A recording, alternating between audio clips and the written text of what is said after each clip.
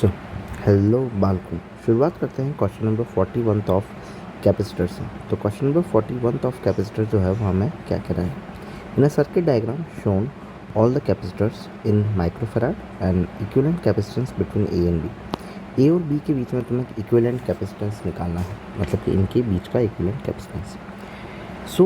इससे जस्ट पिछले वाले लेक्चर में बात करी थी कि यहाँ पे रेजिस्टेंस की तरह ही चलता है कैपेसिटर में, बस रेजिस्टेंस में सीरीज़ में जो करते हैं वो यहाँ पे कैपेसिटर के पैरेलल में करेंगे और बहुत सारी चीज़ें हैं। इस सर्किट को अगर सही से शो करूँ या फिर सही से बनाया जाए तो वो कुछ इस तरीके से बनाएगा कि ये ए पॉइंट है, उसके ऊपर मैं एक कैपेसिटर बना देता हूँ 6 वोल्ट 6 माइक्रोफेरेड का, ये बना गया। देन आफ्टर मैं यहाँ पे एक 8 का यहाँ पर माइक्रोफेरेड का बना देता हूँ, 8 माइक्रोफेरेड का एक ये बन जाएगा।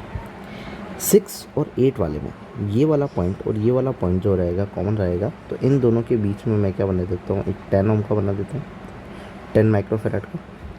और इनके बीच में ये मेरे पास में आ जाएगा एक 3 का और ये आ जाएगा 4 का, और यहाँ आ जाएगा एक 7 का। ये 3 हो गया, ये 4 हो गया, ये 7 हो गया और ये भी हो गया। एक्चुअली में ये जो कैपेसिटर का जो सर्किट है वो इस तरीके से बना हुआ है।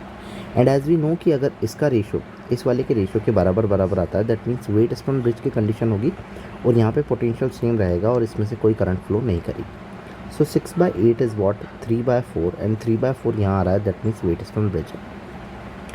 नाउ अब इसको अगर अपन सॉल्व करें तो वो कुछ इस तरीके से सॉल्व होगा कि हम इस दोनों के जो इक्विवेलेंट कैपेसिटेंस मतलब कि पोटेंशियल जो कि बराबर पोटेंशियल है उनको मैच कर देते हैं, तो कुछ इस तरीके से, और ये वाला कुछ इस तरीके से बन जाएगा और यहाँ पे ये 7 वाला लग जाएगा। तो 3/4 ये हो जाएगा, 6 और 8 ये हो जाएगा एंड 7 वाला ये हो जाएगा।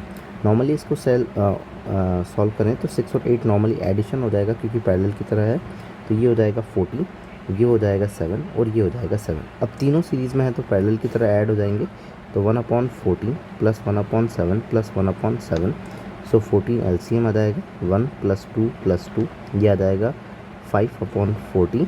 तो इसको उल्टा करना पड़ेगा, तो 14/5 जो होगा हमारा इक्विवेलेंट आ जाएगा, that is option number first. Okay, ना मूव करते हैं क्वेश्चन नंबर 42 की तरफ चलते हैं। तो क्वेश्चन 42 क्या कह रहा है कि 42 हमें ये कह रहा है कि C1 and C2 are connected in series, assume that C1 is greater than C2, the equivalent capacitance of arrangement is C, मतलब इनका C आया है और इस तरीके से अपने को कुछ बताना है। तो इसको कैसे कर सकेंगे हम,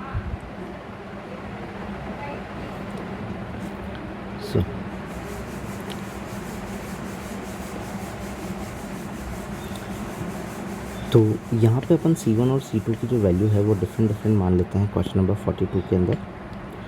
C1 एंड C2, C1 की वैल्यू को अपन 3 मान लेते हैं, C2 की वैल्यू को 6 मान लेते हैं क्योंकि C2 जो है वो ग्रेटर दिया हुआ है।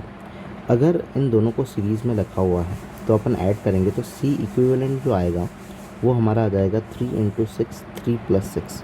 1/C की फॉर्म में करोगे तो भी आंसर आ जाएगा, that is equal to 18/9 which is equal to 2। So यहाँ पे जो अपना कैपेसिटेंस आया है, जो ये C कहना चाह रहा है वो कितना आ रहा है, 2 आ रहा है। तो वैल्यू देखो, क्या C2 जो है वो ज़्यादा है C से, हाँ, तो C2 जो है वो तो हमेशा ज़्यादा रहेगा किसी C से, क्योंकि ये जो वैल्यू वो C की है। और 3 जो है वो भी एक्चुअली इससे तो क्या है, ज़्यादा ही है, तो C2 जो होगा वो ज़्यादा होगा C से, C2 जो ज़्यादा होगा G से, ये गलत हो जाएगा और ये गलत हो जाएगा। C1 के रेस्पेक्ट में दिया हुआ। अब हमें ये पता है कि C1 की वैल्यू जो है वो एक्चुअली क्या है, ज़्यादा है किसके कंपेयर से, C से, तो C से ज़्यादा होनी चाहिए थी, तो ये ऑप्शन भी गलत हो गया। और यहाँ पे अपन देखिए कि C1 का हाफ़ करा हुआ है, तो अगर मैं C1 का हाफ़ कर देता हूँ तो इस C1 की वैल्यू जो है वो कितनी है, 3 है, 3/2 करूँगा तो ये कितने हो जाएगा, 1.5। अब 1.5 तो इस 2 से कम है, तो क्या ये C1/2 ऐसा लिख सकता हूँ, C1/2 C2। और C1 के रेस्पेक्ट में भी बोला गया हो, कोई ऑप्शन तो अपन को मिल नहीं रहा है, तो सही करेक्ट ऑप्शन जो जा रहा है वो अपना सेकंड वाला जा रहा है, क्योंकि यहाँ पे C1 की वैल्यू दी हुई है और C1 की वैल्यू कितनी है, 3 है, C1 इज़ वॉट 3। तो यहाँ पे अगर C1 लिखता हूँ तो भी करेक्ट होगा क्योंकि इसकी वैल्यू कितनी है, 3, इसकी वैल्यू है 2 और इसकी वैल्यू है 1.5, तो ये डिक्रीजिंग ऑर्डर में ही है, तो ऑप्शन नंबर कौन सा हो जाएगा हमारा, सेकेंड हो जाएगा। मूव ऑन करते हैं, क्वेश्चन नंबर 43 की तरफ चलते हैं। यहाँ ये कहता है कि 3 कैपेसिटर है, ईच ऑफ वैल्यू 1 माइक्रोफेराड, हर एक की 1 माइक्रोफेराड की है। So combine in that resultant capacity 1.5 microfarad आ जाए। भाई कैसे कंबाइन करें कि इनका रिजल्टेंट जो है 1.5 माइक्रोफेराड आ जाए। अगर इस तरीके से कनेक्ट करेंगे तो ये 1 माइक्रोफेरेड 1 माइक्रोफेरेड ये 1 माइक्रोफेरेड दोनों सीरीज़ में है तो पैरेलल की तरह ऐड हो जाएंगे, तो आंसर जो आएगा वो 1/2 आएगा। और फिर ये दोनों पैरेलल में है तो ऐड हो जाएंगे, तो 1/2 + 1 करोगे which is equal to 3/2 and वो हमारा आ जाएगा 1.5। तो तुमने 2 पैरेलल में लगाए हैं और उसके साथ में एक।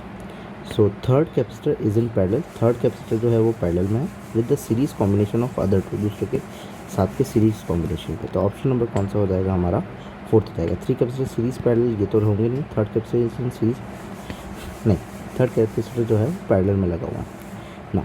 44th की अगर बात करें तो 44th इज़ सेम एज जो हमारा क्या था वेटस्टोन ब्रिज था। यहाँ पे ये बोला हुआ है कि कैपेसिटर C1 3 4 5 1 3 4 5 ये जो है इन सब का हर एक का कितना है 4 है। तो मैं यहाँ पे नेमिंग डिनोट कर देता हूँ 4 4 4 एंड 4। और सेंटर वाला जो है C2 उसका कैपेसिटेंस दिया हुआ है 10। देन इफेक्टिव कैपेसिटेंस बिटवीन, अब हमें ये पता है कि ये वेटस्टोन ब्रिज की तरह है। वेटस्टोन ब्रिज की तरह कैसे होगा, ये कुछ इस तरीके से बन रहा होगा। एक कैपेसिटर यहाँ लगा हुआ है ये, और बीच में 10 वाला आ रहा है, और यहाँ फिर से एक सीरीज़ में लगा हुआ है और एक और हमारा लगा हुआ है। ये 4 4 के लगे हुए हैं सारे, और बीच में जो है वो 10 का है और हमें बताया। सो एज वी नो कि इनका रेशो जो है वो सिमिलर है, इसलिए सेंटर वाले से तो करंट जाएगी नहीं।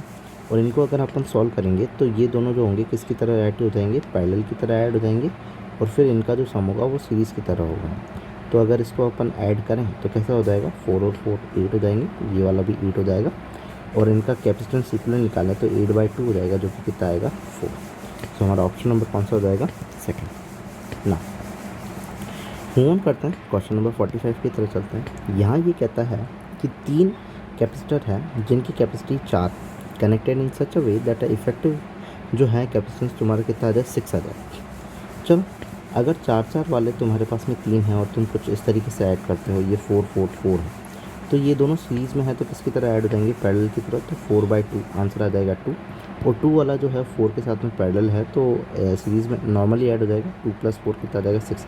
तो फर्स्ट वाले में आ गया कि 2 पैरेलल करे हुए हैं और एक सीरीज़ में, तो connect 2 parallel and 1 in series. 2 parallel connect 2 in series and 1 in parallel, 2 series में है और एक पैरेलल उससे। तो ऑप्शन नंबर कौन सा हो जाएगा हमारा, थर्ड हो जाएगा ना। 46 की अगर बात करें क्वेश्चन नंबर, तो ये हमें क्या कह रहा है, ये हमें ये कह रहा है कि 2 कैपेसिटर हैं जिसकी कैपेसिटी C1 एंड C2 हमें गिवन है।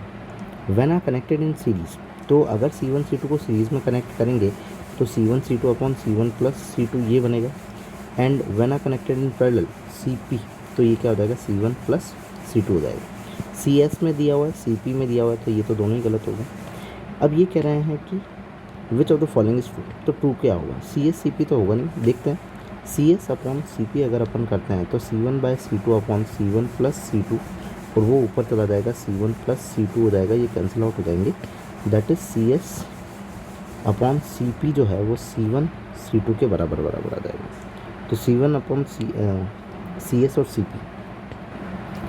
सो यहाँ पे एक्चुअली ये वाला जो होगा वो कटेगा नहीं, क्योंकि यहाँ पे C1 अपॉन C2 जो होगा ये बन जाएगा C1 + C2, तो ये ट्वाइस ऑफ C1 C2 बनेगा। तो ट्वाइस ऑफ C1 C2 का भी ऑप्शन तो आएगा नहीं यहाँ से। नाउ CS और CP को मल्टीप्लाई कर देते हैं, CS और CP को मल्टीप्लाई करेंगे, so CS CP is equal to C1 C2 upon C1 + C2 into में C1 + C2। अब ये कैंसिल आउट हो जाएंगे, इसीलिए अपना ऑप्शन नंबर कौन सा हो जाएगा, फोर्थ हो जाएगा। मूव ऑन करें, क्वेश्चन नंबर 47 की अगर बात करें तो 47 में हमें ये दिया हुआ है कि distance between the plate of a parallel plate capacitor is D and the area of is A when the slab is dielectric constant K of thickness T is placed between the plate. Capacitance का parallel plate का तो E0 A/D होता है। अगर कोई thickness T वाली capacitance वाली अपन डालते हैं तो उसका फॉर्मूला कैसे बनेगा, देखते हैं ना। यहाँ पे हमारे पास में फॉर्मूले जो होते हैं वो इस तरीके से बनते हैं, E0 A/D minus T + T/K। ये हमारा होता है एक प्लेट अगर इंट्रोड्यूस करते हैं। मान लो कि 2 प्लेट इंट्रोड्यूस कर दी थिकनेस की, तो E0 A/D minus T1 minus T2 + T1/K1 K + T2/K। इस तरीके से हमारे पास में फॉर्मूले जो होते हैं वो अरेंज होते जाते हैं। यहाँ पे एक ही सिंपल प्लेट का है तो हम यही करेंगे। अब E0 A/D माइनस का T अगर मैं कॉमन ले लेता हूँ इनमें से, तो यहाँ क्या बच जाएगा 1 माइनस 1 बाय के, क्योंकि माइनस माइनस अंदर जा करके प्लस हो जाएंगे। सो ऑप्शन नंबर कौन सा जा रहा है? ऑप्शन नंबर 4 जा रहा है। अब दो तरीके से हमारे पास में कैपेसिटेंस डिवाइडेड होता है। के इक्विवेलेंट निकालना सिखाऊंगा मैं तुम्हें हर एक के अंदर। ये वाली है डिस्टेंस डिवाइडेड और ये वाला होता है ऊपर वाला एरिया डिवाइडेड, ठीक है।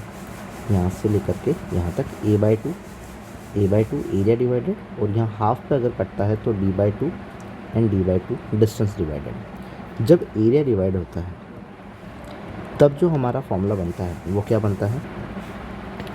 के इक्विवेलेंट का फॉर्मूला बनता है k1 plus k2 divided by 2। दो का ही ले रहे हैं और एरिया इक्वल है तब।